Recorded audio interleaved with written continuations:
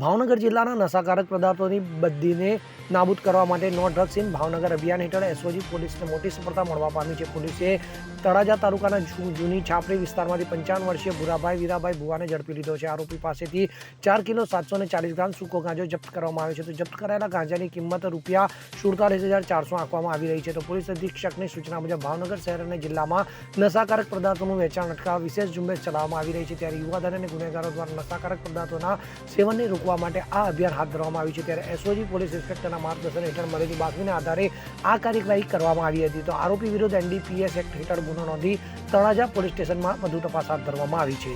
અમીન પાયક સાથે CN24 news Bhavnagar. હવે જુઓ દેશ દુનિયાની તમામ ખબરો તમારી આંગળીના ટેરવે. ઉઠાવો મોબાઈલ અને Google Play Store પરથી ડાઉનલોડ કરો અમારી CN24 ન્યૂઝ મોબાઈલ એપ.